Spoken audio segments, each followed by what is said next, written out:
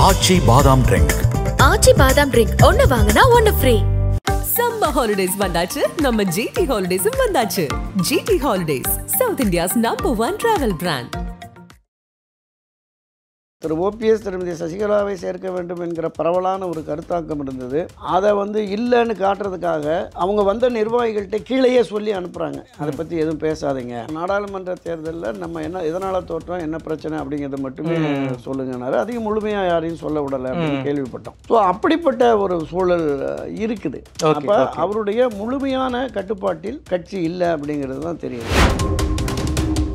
டிநகர் சத்யா மீதான அந்த புகார்கள் தொடர்ந்து வருகிறதுடைய நீட்சியாக பொதுச் செயலாளர் எடப்பாடி பழனிசாமி அழைச்சு நேரடியாக அவர் கேட்டிருக்காரு. இது மாதிரி நீங்கள் திமுக எம்எல்ஏ அலுவலகத்துக்கு போனீங்கன்னா திமுகவோட தொடர்பு இருக்கிறீங்களா, அவர்களுடைய நிறுவனத்திற்கு நிலங்கள்லாம் இங்கே வாங்கி கொடுக்குறீங்களா, அதை பார்த்து நடந்துங்க அப்படின்னு சொல்கிறார். உடனே ஆனால் அது பிஸ்னஸ்னே, அதில் நீங்கள் தலையிட வேண்டானே பொதுச் செயலாளர்கிட்ட மாவட்ட செயலாளர் சொல்கிறார். தளவாய் சுந்தரத்தை கட்சியை விட்டு பொறுப்புல இருந்து எடுத்தாங்க. என்ன காரணம்? பாஜகவோட தொடர்புல இருந்தாரு, ஆர்எஸ்எஸ் நிகழ்ச்சியை தொடக்கி வச்சாருங்க ஒரு காரணத்துக்காக பதவியை தூக்குனாங்க. ஆமா, இன்னைக்கு பாரதிய ஜனதா கூட மிக நெருக்கம் காட்டுகிற எஸ்பி வேலுமணி என்ன நடவடிக்கை எடுத்தாரு? தளவாய் சுந்தரம் சமுதாய ரீதியில ஒரு சிறுபான்மை, ஒரு பிள்ளை சமுதாயத்தை சேர்ந்தவர். ஆனால் வேலுமணி கொங்கு மண்டலத்தில் கட்சியினுடைய மிக முக்கிய பிரமுகர்னால அவரை தொட முடியல. மரியாதைக்குரிய புரட்சியாளர் எம்ஜிஆர் செல்வி ஜெயலலிதா காலத்தில் இருந்த திமுக தீவிர எதிர்ப்புணர்வு மங்கிவிட்டது, மழுங்கிவிட்டது. அரசியலை ஒரு வர்த்தக சூதாட்ட களமாக மாற்றிவிட்டார்கள். ஒரு பகுதியில் ஒரு பிரச்சனை நடக்குது கட்சியில் அப்படின்னு சொன்னால் அவன் என்ன பண்ணுவான்? ஒன்றிய செயலாளர் மாவட்ட செயலாளர்கிட்ட சொல்லுவான். அவங்க தலைமையில் சொல்லணும். தலைமையில் யார்கிட்ட சொல்லி என்ன தீர்வு கிடைக்கும் அப்படிங்கிற மாதிரியான ஒரு சோர்வு மனப்பான்மை வந்து. ஓகே, அதிமுக தொண்டர்கள் சோர்வடைந்துட்டாங்க. எடப்பாடியே திமுகவோட நெருக்கமாக தான் இருக்காரா என்ன? இல்லை, பொதுவெளிகள்லையும் மக்கள் கருத்திலையும் அதை தாண்டி அண்ணா திராவிட முன்னேற்ற கழகத்திலே இருக்கிற அடுத்தடுத்த நிர்வாகிகள் தொண்டர்கள் மத்தியிலுமே இந்த சந்தேக பார்வை முழுமையாக எழுந்திருக்கிறது. ஆதனையர்களுக்கு அன்பு வணக்கம். இன்று நம்மோடு மூத்த பத்திரிகையாளர் திருமிகு துரை கருணா அவர்கள் இருந்தார். வணக்கம் துரை கருணா. வணக்கம். வணக்கம் சகோதரா. அதிமுகவுடைய தலைமை அலுவலகத்தில் எடப்பாடி அவர்கள் தலைமையில மாவட்ட செயலாளர்கள் கூட்டம் நடந்திருக்கு. அதுல நிர்வாகிகள் மீது ஒரு ஏகப்பட்ட புகார்களை எடப்பாடி சொல்லியிருக்காரு. குறிப்பாக திருச்சி, தூத்துக்குடி, சிவகங்கை, விருதுநகர், கன்னியாகுமரி, நெல்லை போன்ற மாவட்டங்கள்ல திமுகவோடு நீங்க ரொம்ப நெருக்கம் பாராட்டுறீங்க, திமுக அமைச்சரோடு குறிப்பாக நீங்க நெருக்கம் பாராட்டுறீங்க, குறிப்பாக திருச்சி மாவட்ட நிர்வாகிகள் செயல்பாடு எல்லாம் சொல்லிக்கிற மாதிரி இல்லை, கட்சி பணிகள்ல ரொம்ப ரொம்ப தோய்வு இருக்கு, மூத்தவர்களை நீங்க மதிக்க மாட்டேங்கிறீங்க, அங்க இருக்கக்கூடிய லோக்கல் மினிஸ்டர்ஸ் கூட நீங்க ரொம்ப நெருக்கமா இருக்கீங்க, இப்படியெல்லாம் நீங்க இருந்தீங்கன்னா நிச்சயமாக உங்களை பதவியில இருந்து நீக்கிடுவேன்னு எடப்பாடி பழனிசாமி அவர்கள் பேசியிருக்காரு. ஏன்னா சார், தமிழ்நாடு முழுக்க இல்லாம ஒரு குறிப்பிட்ட சில வட்டாரங்கள்ல அதிமுகவினர் திமுகவினரோடு நெருக்கமாக தான் இருக்காங்களா என்ன? அனைத்து இந்திய அண்ணா திராவிட முன்னேற்ற கழகம் கடந்த 2024 நாடாளுமன்ற பொது தேர்தலில் ஒரு பெரிய பின்னடைவை, சரிவை, ஒரு பெரும் தோல்வியை சந்தித்தது.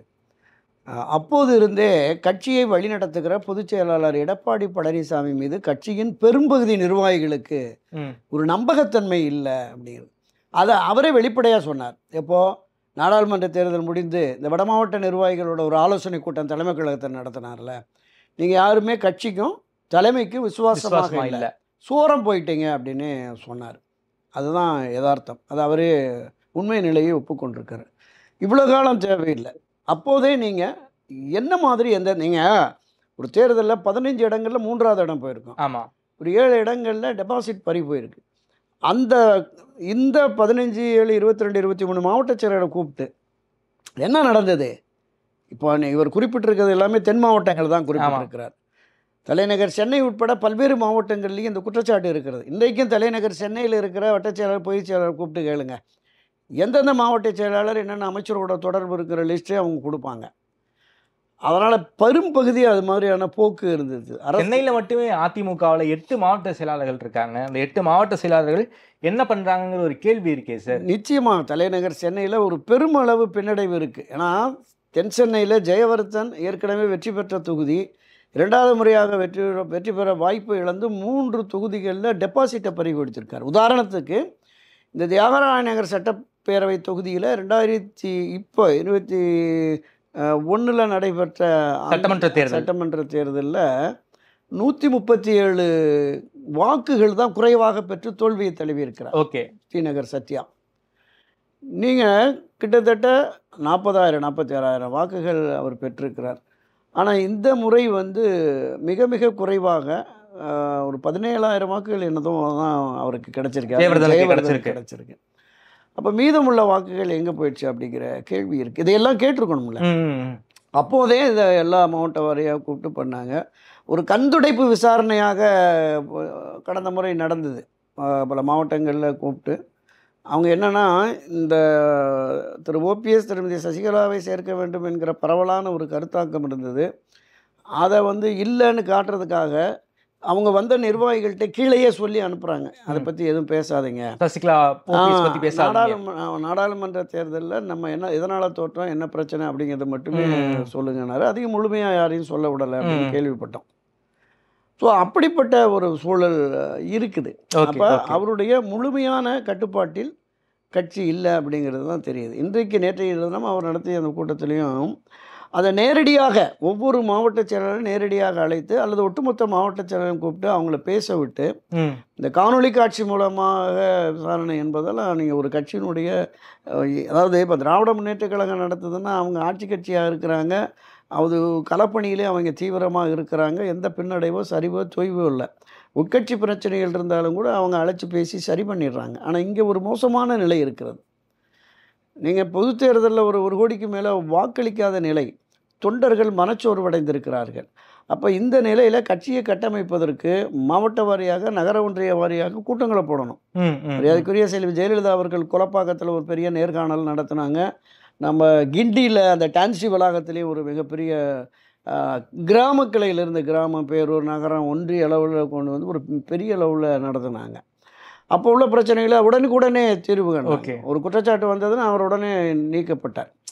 அவருக்கு ஒரு தகவல் வருது செல்வி ஜெயலலிதாவுக்கு அப்படின்னு சொன்னால் அதை விசாரிக்க சொல்லுமா. அங்கே உண்மை என்கிற பட்சத்தில் எவ்வளோ பெரிய உயர் பதவியில் இருந்தாலும் நடவடிக்கை எடுப்பாங்க, வெளியேற்றுவாங்க. நடவடிக்கை எடுக்க முடியாத ஒரு நிலையில் திரு எடப்பாடி இருக்கிறாரோ என்கிற ஐயம் பொது வெளிகளில் இருக்கு. எடுக்க மாட்டேங்கிறாரு. அதான் உதாரணத்திற்கு ஒன்று சொல்கிறேன். இப்போ இதே பகுதியை டேராநகர் பகுதியை சேர்ந்த ஒரு மாவட்ட செயலாளர், அவர் தான் டிநகர் சத்யா, அவருக்கு மேலே குற்றச்சாட்டு நிறையா போகுது. இப்போ இல்லை, ஆட்சி கட்சியாக இருக்கிற பொழுதும் சரி, அதன் பிறகும் சரி, அவர் மீது ஏராளமான குற்றச்சாட்டுகள், புகார்கள் விசாரணை வரைக்குமே போயிடுது. அப்போது ஒன்றுபட்ட அதிமுக ஒருங்கிணைப்பாளர், இணை ஒருங்கிணைப்பாளராக இருந்த காலகட்டத்திலேயே திரு ஓபிஎஸ் அவர்கள் இந்த மாதிரி நூற்றுக்கணக்கான புகார்கள், குற்றச்சாட்டுகள் வருது, அவர் மேலே நடவடிக்கை எடுக்கணும்னு, அப்புறம் பார்த்துக்கலாம் விடுங்க என்று திரு எடப்பாடி பழனிசாமி அவரை காப்பாற்றி விட்டதாக ஓபிஎஸ் வெளிப்படையாக சொன்னார். இந்த மாதிரி இருக்குது பண்ணலாம் அப்படின்னு சொல்கிற போது அவர் உண்மையை இல்லை, நடவடிக்கை எடுக்கலை. இந்த நாடாளுமன்ற தேர்தலுக்கு பிறகு இந்த பின்னடைவு ஏற்பட்ட, சரிவு ஏற்பட்ட நிர்வாகிகளை கூப்பிட்டு ஆலோசித்து அவர்கள் மீது ஒரு மாற்றத்தை அவங்களை வெளியேற்றிட்டு மற்றவர்களை திறமையானவர்களை சொல்லலாங்கிற போது அதுக்குமே அவர் ஏற்றுக்கலையாம். அந்த டிநகர் சத்யா மீதான அந்த புகார்கள் தொடர்ந்து வருகிறதுடைய நீட்சியாக இப்போ வந்திருக்க புகாரின் அடிப்படையில் பொதுச் செயலாளர் எடப்பாடி பழனிசாமி அழைச்சி நேரடியாக அவர் கேட்டிருக்கார். இது மாதிரி நீங்கள் திமுக எம்எல்ஏ அலுவலகத்துக்கு போனீங்கன்னா, திமுகனோட தொடர்பு இருக்கிறீங்களா, அவர்களுடைய நிறுவனத்திற்கு நிலங்கள்லாம் இங்கே வாங்கி கொடுக்குறீங்களா அப்படிங்கிற மாதிரி நிறைய புகார்கள் வருது. நம்ம கட்சியினுடைய நிர்வாகிகளே சொல்கிறாங்க, அதை பார்த்து நடந்துங்க அப்படின்னு சொல்கிறார். சரி, உடனே ஆனால் அது பிஸ்னஸ்னே, அதில் நீங்கள் தலையிட வேண்டானே பொதுச் செயலாளர்கிட்ட மாவட்ட செயலாளர் சொல்கிறார். ஆனால் அது பிஸ்னஸ்னே, அதில் நீங்கள் தலையிட வேண்டாம், நீங்கள் ஏதாவது கட்சி வேலை ஏதாவது செல்லுமன்னா சொல்லுங்கள், நான் பண்ணுறேன் அப்படின்னாரு. ஓகே, எடப்பாடி கிட்ட இப்படி சொல்லியிருக்காரா? சொல்லியிருக்கிறார். ஓகே, பிஸ்னஸ் தான் நீங்கள் தலையிடாதீங்க, அதில் தலையிடாதீங்க, பிஸ்னஸ் வேறு. அப்போது திரு எடப்பாடி தன்னுடைய குரலை உயர்த்தி, ஏங்க என்ன பேசுகிறீங்க, அம்மா இருக்கிற போது நீங்கள் இப்படி பேச முடியுமா, இப்படி பேசிட்டு நீங்கள் கட்சியில் இருக்க முடியுமான்னு கேட்டிருக்காரு. உடனே இவர் மாவட்ட செயலாளர் எழுந்து, ஆனால் அம்மா பற்றியெல்லாம் இப்போ பேசாதீங்கன்னுட்டு போயிட்டாராங்க. அவர் மீது என்ன நடவடிக்கை? ஏற்கனவே ஒருங்கிணைப்பாளர் இருந்த ஓபிஎஸ் நடவடிக்கை எடுக்க வலியுறுத்திய போது காப்பாற்றியவர். இவர் நடவடிக்கை எடுப்பதற்கு ஒரு வலுவான ஆதாரங்கள் இவர்கிட்ட இருக்குல்ல. இவர் என்ன சொல்கிறாரு, தென் மாவட்டங்களை மட்டும் சொல்கிறார். தென் மாவட்டங்களில் ஒரு சமுதாயத்திற்கு நம்ம பல பதிவுகளில் பேசியிருக்கோம். அந்த 10.5% அந்நிய சமுதாயத்துக்கு போனதுனால ஒரு 100-106 சமுதாயம் எதிரான நிலைப்பாட்டில் இருந்தது. அன்றைக்கு பொறுப்புகளில் இருக்கிறவங்களும் போய் அவங்கள்ட்ட வாக்கு கேட்க முடியல, அவர்களை அணுக முடியல. இதை தென் மாவட்டத்தை சேர்ந்த ஒரு முக்கிய நிர்வாகியே சொல்லியிருக்கிறார். நாம் போட்ட நிர்வாகிகள், கட்சியினர் எல்லாருமே இருக்காங்க மாவட்ட, நகரம், ஒன்றிய, பேரூரில். ஆனால் அவர்கள் வாக்காளர்களை சென்று சந்திக்க முடியாத ஒரு இக்கட்டான நிலை இருக்குது அப்படின்லாம் சொல்லியிருக்கிறார். இப்போது அவர் சொன்ன மாதிரி உண்மைதான், பல பகுதிகளில் பல மாவட்டங்களில் இந்த ஆட்சி கட்சியினரோடு அவங்க தொடர்பு பிஸ்னஸ் விஷயமா பண்ணுறாங்க அப்படிங்கிறது பல நம்ம வார மாத இதழில் கூட அப்பப்போ செய்திகள் வந்துக்கிட்டு இருக்கு. அதனுடைய ஒட்டுமொத்த தகவல்கள் அடிப்படையில் தான் இந்த விஷயத்தை அவர் பேசியிருக்கிறார். ஓகே. இப்போது இந்த நிலைப்பாடு நாளைக்கு இந்த மாவட்டங்களில் இருக்கிறவங்க ஒரு தன்னிலை விளக்கம் கொடுத்து அதன் மீது நடவடிக்கை எடுப்பதற்கு இவரால் முடியுமா அப்படிங்கிறது இன்னொன்று. நான் குறிப்பிட்டது மாதிரி புரட்சித் தலைவர் எம்ஜிஆர், செல்வி ஜெயலலிதா போன்ற ஆளுமை கட்சியை தன் முழு கட்டுப்பாட்டில் வைத்து கொள்ளக்கூடிய அளவிற்கான ஆற்றலாளராக திரு எடப்பாடி பழனிசாமி என்பதான் வெள்ளிடை மலை. நான் இன்னொன்று கேட்குறேன், தளவாய் சுந்தரத்தை கட்சியை விட்டு பொறுப்புலேருந்து எடுத்தாங்க. என்ன காரணம்? பாஜகவோட தொடர்பில் இருந்தாரு, ஆர்எஸ்எஸ் நிகழ்ச்சியை தொடக்கி வச்சாருங்க ஒரு காரணத்துக்காக பதவியை தூக்குனாங்க. ஆமாம், இன்னைக்கு பாரதிய ஜனதா கூட மிக நெருக்கம் காட்டுகிற எஸ்பி வேலுமணி என்ன நடவடிக்கை எடுத்தார்? தகவல்கள் வருதில்ல, அவருடைய பையன் திருமணத்துக்கு வராங்க, அங்கே போகிறாரு.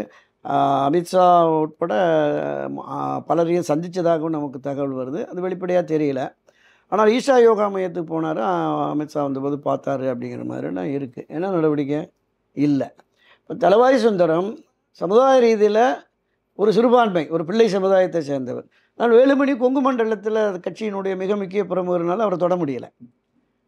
அப்போ இப்படிப்பட்ட போக்கு இருக்குல்ல, இதுவே கட்சியினர் மத்தியில் ஒரு பெரிய அதிருப்தியை உருவாக்கும். சார், நம்ம சென்னையில் அதிமுக எங்கே சார் இருக்கு? குறிப்பாக சென்னை திமுகவை பொறுத்த வரைக்கும் அமைச்சர் சேகர் பாபுவும் அமைச்சர் மாசுவும் போட்டி போட்டுக்கிட்டு கட்சி பணிகள் பண்றாங்க. இப்போ முதல்வர் பிறந்தநாள் பொதுக்கூட்டத்துக்காக 2 பேரும் மாறி மாறி அவங்க பகுதிகளில் மாறி மாறி நிகழ்ச்சியெல்லாம் பண்ணிக்கிட்டு இருக்காங்க. நீங்க பெரியவரா நான் பெரியவரா அப்படின்னு கட்சி பணிகளை இப்படி போட்டி போட்டு திமுக தலைநகர்ல பண்ணிக்கிட்டு இருக்காங்க.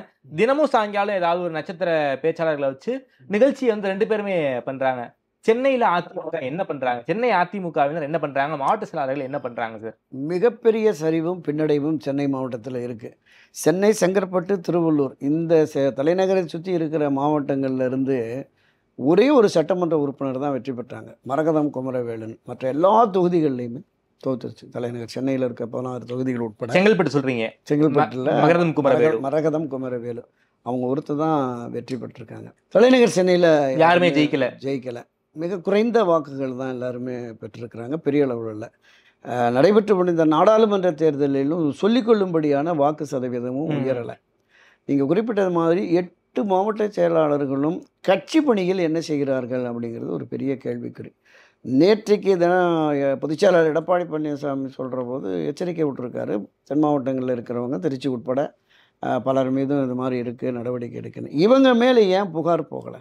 இன்றைக்கும் சென்னையில் இருக்கிற பொதுச்செயலாளர் வட்ட செயலாளர் கூப்பிட்டிங்கன்னா சொல்லிடுவாங்க. ஓகே, யார் யாரோட தொடர்பு, எந்தெந்த மாவட்ட செயலாளர்னு சொல்லிடுவாங்க. அந்தளவுக்கு தான் இருக்குது. மரியாதைக்குரிய புரட்சித்தலைவர் எம்ஜிஆர், செல்வி ஜெயலலிதா காலத்தில் இருந்த திமுக தீவிர எதிர்ப்புணர்வு மங்கிவிட்டது, மழுங்கிவிட்டது. அரசியலை ஒரு வர்த்தக சூதாட்ட களமாக மாற்றிவிட்டார்கள் எல்லா கட்சியினரும். தேர்தலுடைய வெற்றி தோல்வியை தீர்மானிப்பது பணம் என்று வந்துவிட்டதால் பணம் சேர்ப்பதற்கான வழிமுறைகளை கடைபிடிக்கிறவர்கள். கட்சி வளர்ச்சியை விடவும் தன்னுடைய சுயநலம் மேலானது அப்படிங்கிற பார்வை எல்லா அரசியல் கட்சியிட்டையும் வந்துருச்சு. அதனுடைய நீட்சி தான் 10 ஆண்டுகளாக அண்ணா திராவிட முன்னேற்ற கழகம் ஆட்சியில் இருந்தது. அன்றைக்கு அமைச்சர்களாக, எம்எல்ஏக்களாக பொறுப்புகளில் இருந்த பலருமே அந்த 10 ஆண்டு ஆட்சியில் இருந்தாங்க. அவர்களோடு திமுகவினர் நெருக்கம் பாராட்டினார்கள். பல பகுதிகளில் தொழில் முறையாக கான்ட்ராக்டர் அது எல்லாமே இருந்தது. அதனுடைய நீட்சியாக தான் இப்போ நான் பார்க்குறேன். அவங்க அந்த 10 ஆண்டில் யாரோடலாம் தொடர்பு, என்ன மாதிரியெல்லாம் இருந்தாங்கங்கிறது அவங்களுக்கு தெரியும்ல. அப்போ இப்போ திமுக ஆட்சிக்கு வந்த உடனே அந்த அவர்களுடைய அந்த கடந்த 10 ஆண்டு கால செல்வாக்கை இவர்களிடமும் பயன்படுத்தி நாம் ஒரு கணிசமான தொகையை எடுத்துடுவோம் அப்படிங்கிற மாதிரி பார்வை போயிடுச்சோ அப்படிங்கிற மாதிரி தான் நான் சந்தேகப்படுறேன். எடப்பாடி பழனிசாமி சொன்னது உண்மை, 100க்கு 100 உண்மை தான். பல பகுதிகள், அது வெறும் தென் மாவட்டத்தை மட்டுமே அவர் குறிப்பிடக்கூடாது. தென் மாவட்டத்தில் ஏற்கனவே இவர் மீது கடுமையான அதிருப்தி இருக்குது, எடப்பாடி பழனிசாமி மீது. இன்றைக்கு இதன் மூலமாக தென் மாவட்டத்தில் இருக்கிற மாவட்ட, நகர, ஒன்றிய கிளை நிர்வாகிகளில் 90% பேர் அதிருப்தி ஆயிட்டான். ஏன்னா இங்க மட்டுமா இருக்கு? நீங்க சொன்ன மாதிரி தலைநகர் சென்னை உட்பட எல்லா இடத்துலயும் தானே இந்த பிரச்சனை இருக்கு. தென் மாவட்டத்தை தான் ஸ்பெசிஃபை பண்ணி சொல்றாரு. ஆமா ஆமா ஆமா, அப்படிப்பட்ட ஒரு போக்கு இருக்கு. கட்சிக்குள்ளேயுமே ஒரு விதமான அந்த ஒரு கட்டுப்பாடான இணக்கமான போக்கு இல்லைங்க. 2ஆம் கட்ட தலைவர்கள், 3ஆம் கட்ட தலைவர்கள், கீழே இருக்க நிர்வாகிகளுக்கும் மேலே உள்ள மேல்மட்டத்தில் இருக்கிற நிர்வாகிகளுக்கும் இடையே ஒரு இணக்கம் இல்லை. பொதுவெளிகளிலே ஒருத்தர் விமர்சித்து பேசுறது, ராஜேந்திர பாலாஜி, மாஃபாய் பாண்டியராஜன்லாம் நான் வெளிப்படையான ஒரு மோதல். ஆமாம் ஆமாம் ஆமாம், அந்த மாதிரியான ஒரு போக்கு இருந்துருச்சு. அது ஒரு கட்சியினுடைய வளர்ச்சிக்கு உகந்தது இல்லை. ஒரு கட்டுக்கோப்பு தளர்ந்து விட்டது. அதுவும் முன்னாள் அமைச்சர் அவரு மாஃபாய் பாண்டியராஜனுக்கு சால்வை போட்டாருங்கிறதுக்காக கன்னத்திலேயே அரவிடுது. இதெல்லாம் நம்ம எங்கேயுமே நம்ம கேள்விப்பட்டது கூட கிடையாது. அதாவது அரசியல்வாதிகளுக்கு வந்து ஒரு நம்ம முன்னாடி இத்தனை கேமரா இருக்கு, 4 செவுத்துக்குள்ள இருக்கும்னு அவங்க நினைச்சுக்கிட்டு இருக்காங்க. உலகமே பார்த்துக்கிட்டு இருக்குன்னு அவங்களுக்கு ஞாபகமே இல்ல. அந்த சட்டத்துல ஒரு அறை. அதுதான் சொல்றேன். அப்ப இந்த மாதிரியான போக்கு என்பது கட்சியை மேலும் பலகீனப்படுத்தும் அப்படிங்கிற மாதிரி தான் நான் பார்க்குறேன். திராவிட முன்னேற்ற கழகம் எதிர்வரும் தேர்தலில் 200+ களம் இறங்கிருச்சு. ஒரு அமைச்சரை 234 தொகுதியும் கைப்பற்றுவோம்னு போயிட்டாரு. பொறுப்பாளர்களை நியமிச்சிட்டாங்க. எல்லா பகுதியிலையும் தேர்தல் வேலை நடக்குது. தேர்தலுக்கு கட்சியை கட்டமைப்போடு ஒன்றுபட்ட அதிமுகவை உருவாக்க வேண்டும். அந்த ஒன்றுபட்ட அதிமுக வலிமையானது என்று கருதுவார்களேயானால் பிற கட்சிகள் கூட்டணிக்காக வரும். அப்படி ஒரு வலுவான கூட்டணியை நேரடி போட்டி என்று கொண்டு வந்தால் திமுகவை வீழ்த்துவதற்கு கூடுதல் வாய்ப்பு இருக்கிறது என்பதை உணர்ந்து அதற்கான வேலைகளை இப்போவே இந்த மாதத்துக்குள்ளே முடிச்சாதான் சரியாக இருக்கும். ஏன்னா ஒரு 4-5 மாதத்துக்கு முன்னாடி அவங்க போயிட்டாங்க. வழக்கமாக திமுகவை விடவும் அதிமுக தான் தேர்தல் கால பணிகளை முன்னெடுக்கும். வேட்பாளர் தேர்விலிருந்து எல்லாத்தையுமே அவங்க தான் பண்ணுவாங்க. திமுக இப்போ வேட்பாளர் தேர்வு போய்கிட்டு இருக்கு, முடிஞ்சிடும் அப்படிலாம் சொல்றாங்க. இல்லை, நான் அறிந்த வகையில் ஒரு திமுக நண்பர் ஒருத்தர் சொன்னார், 70 வேட்பாளர்களை இளையவர் உதயநிதி தயார்படுத்திட்டாரு, நீ தான் கேண்டிடேட்டு போய் இறங்கி பண்ணுங்கன்னு. இந்த 234 தொகுதிகளுக்கு நியமிக்கப்பட்டவர்களை அவங்க வாரத்தில் ஒரு நாள் ஃபாலோ பண்ணிக்கிட்டு இருக்காங்க. என்ன நடக்குது என்ன அப்படிங்கிற மாதிரி ஃபாலோ பண்ணிட்டு இருக்காங்க. இந்த தீவிரத்தன்மையில் 1% கூட இன்னும் அதிமுக கிட்ட இல்லை. இப்போ தானே தெருமுனை கூட்டம் நடத்துங்க, திண்ணை பிரச்சாரம், ஆமாம் திண்ணை பிரச்சாரம் பண்ணுங்க அப்படின்னு சொல்கிறாரு. அப்போ இது எங்கே இன்னும் ஒரு வருஷத்துக்குள்ளே இவங்க இன்னும் இந்த 1 மாதம் 2 மாதத்துக்குள்ளே கட்சியை கட்டமைத்து வலிமைப்படுத்தி ஒன்றுபடுத்தி கூட்டணி வலுவான கூட்டணி என்பதை உணர்த்தி விட்டு களம் இறங்கினால்தான் நிச்சயமாக இவர் எதிர்பார்க்கிற மாதிரியான ஒரு ஆட்சி மாற்றத்தை கொண்டு வர முடியும். இல்லைன்னா மிக மிக மிக சிரமம். சார், எனக்கு இன்னொரு கேள்வி இருக்கு சார். எடப்பாடி ஏன் சார் சென்னையில் அரசியல் பண்ணாம சேலத்தில் அரசியல் பண்றாரு? சேலத்தில் அரசியல் பண்ண அவர் என்ன சேலம் மாவட்ட செயலாளரா? அதுதான் இளங்கோவன்கிட்ட தூக்கி கொடுத்துட்டீங்க. அப்படி இருக்கும்போது பொதுச் செயலாளர் நீங்க தான், சென்னையில இருந்து அரசியல் பண்ணணும். ஏன் வந்து எடப்பாடி வந்து சென்னையில் அரசியல் பண்ண மாட்டேங்கிறாரு? இல்லை, நீங்கள் 100க்கு 100 இது சரியான கருத்து தான். தலைமையகத்தில் இருந்து நீங்கள் புரட்சித் தலைவர் எம்ஜிஆர் காலத்திலையும் சரி, செல்வி ஜெயலலிதா அவர்கள் காலத்திலையும் சரி, தலைமை கழகம் துடிப்போடு உயிர் துடிப்போடு இயங்கும். ஒவ்வொரு நாளும் கட்சியினுடைய பொதுச் செயலாளர், அமைப்பு செயலாளர், தலைமை நிலைய செயலாளர், பொருளாளர் எல்லாரும் வருவாங்க, டிஸ்கஸ் பண்ணுவாங்க. மாநில அரசியல், தேசிய அரசியல், சர்வதேச அரசியல் குறித்தெல்லாம் விவாதிப்பாங்க. கட்சியினுடைய கோரிக்கைகள், ஒன்றிய செயலர், நகரச் செயலர், மாவட்ட செயலாளருடைய கோரிக்கைகள் வந்ததுன்னா அமைப்பு செயலாளரும் தலைமை நிலைய செயலாளரும் அது கொடுத்து விசாரித்து தலைமைக்கு தகவல் தெரிவித்து அதை நடவடிக்கை எடுப்பாங்க. இப்போ அதிமுக ஆஃபீஸ் ஒரு கம்பெனி மாதிரி தான் இருக்குது. யாருமே 72 அமைப்பு செயலாளர்கள் போட்டிருக்காங்க. 100க்கும் மேற்பட்ட தலைமை நிலைய நிர்வாகிகள் இருக்கிறாங்க. நீங்கள் போய் பாருங்கள், வெறிச்சோடி கிடக்கும். அந்த காலகட்டத்தில் அதான் கூட்டம் கூடுறாங்க. அதான் அந்த காலகட்டத்தில் தினமும் ஒரு 50-100 பேர் காலையில் 10 மணிக்கு தொடங்கி இரவு ஆஃபீஸ் பூட்டுற 8 மணி 9 மணி வரைக்குமே கட்சியினர் அங்கே போய் அவங்க ஒரு பெரிய திட்டு இருக்கும். ஆமாம், அந்த ஹாலில் பெரிய திட்டு இருக்கும். அந்த பக்கம் ஒரு பெரிய கூரை கொட்டாக இருக்கும்.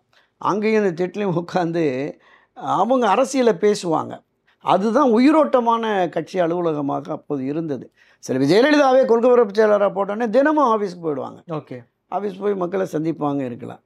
அப்போ தலைமை பொறுப்பில் இருக்கிற மரியாதைக்குரிய எடப்பாடி பழனிசாமி அவர்களும் தலைநகர் சென்னையில் இல்லை. மற்றவர்களும் சென்னையில் இருப்பவர்களும் வெளி மாவட்டங்கள் அமைப்பு செயலாளர்கள் ஒரு 30-40 பேர் வெளியூரில் இருக்கிறாங்க. நீங்கள் வாரம் இப்போது ஒரு ஷிஃப்ட் போட்டாவது வரலாம்ல.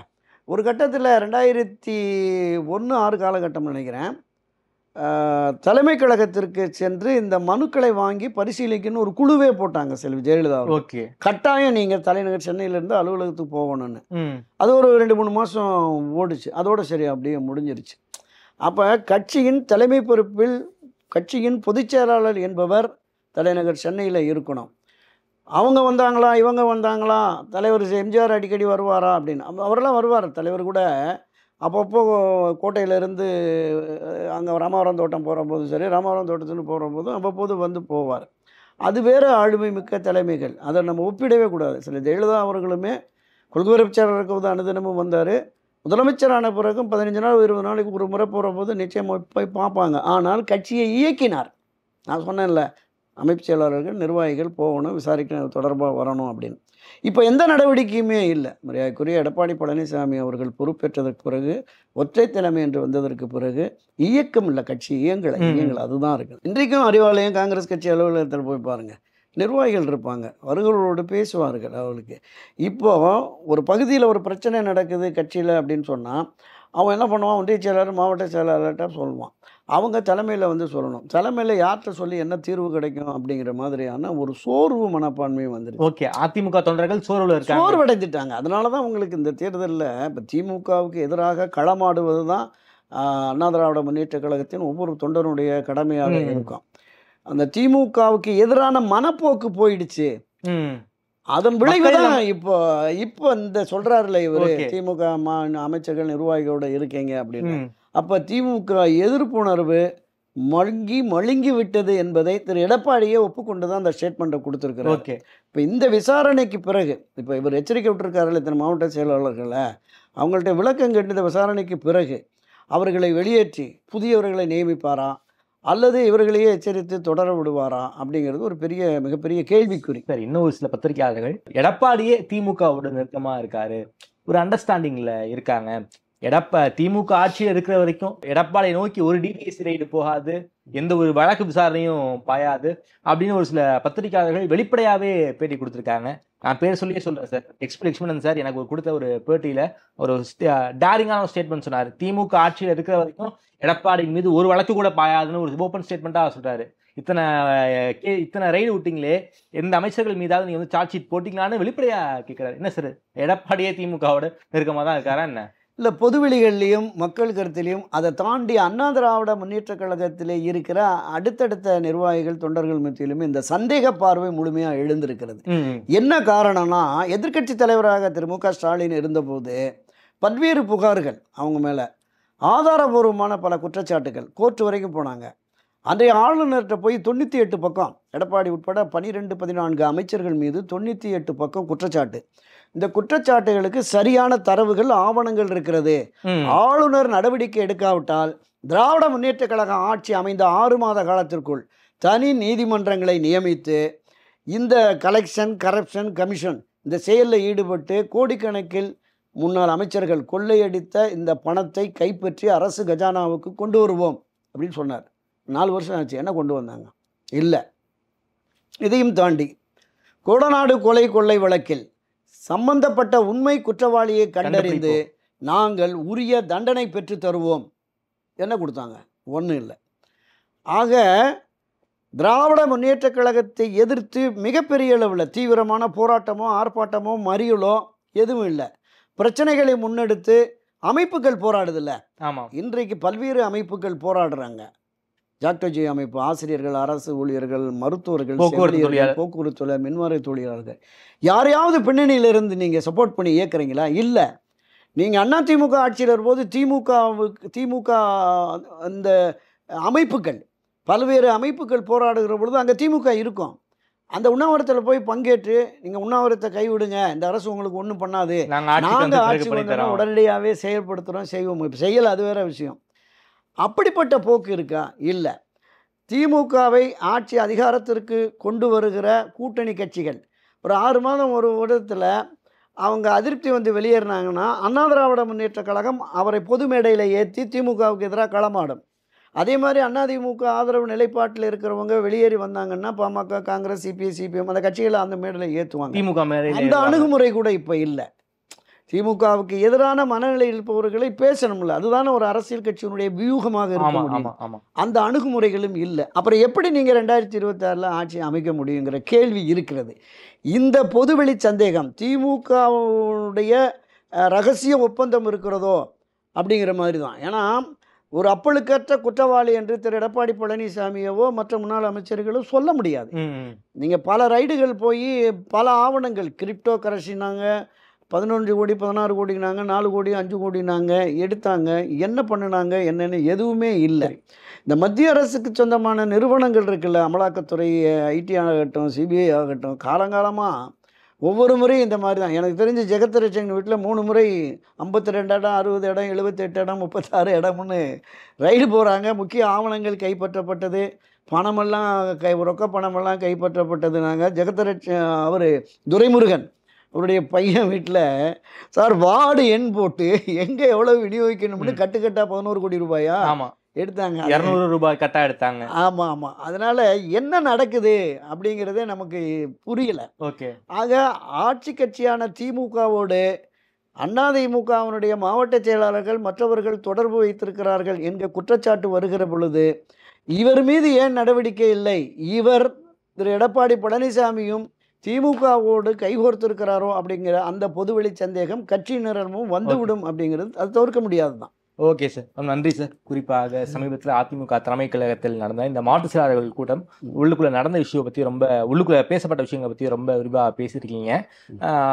அதிமுகவுடைய தென் மாவட்ட நிர்வாகிகள் மட்டும் இல்லை, எடப்பாடியே திமுகவோட நெருக்கமாக இருக்காரு, திமுகவோட நெக்ஸஸ்ல இருக்காருங்கிறீங்க. அது மட்டும் இல்லாமல் சென்னை நகரத்தில் அதிமுகங்கிற கட்சியே காலி ஆகிட்டு இருக்கு. அந்த அளவுக்கு திமுகவோடு நெருக்கம் பாராட்டிக்கிட்டு இருக்காங்கன்னு உங்களுடைய பார்வையை ரொம்ப வெளிப்படையாக வச்சிருக்கீங்க. கேட்க வேண்டிய காதுகளுக்கு எட்டுன்னு நினைக்கிறேன். நேரம் கொடுத்து பேசியமைக்கு நன்றி தெரிவிக்கிறேன் சார். நன்றி, வணக்கம்.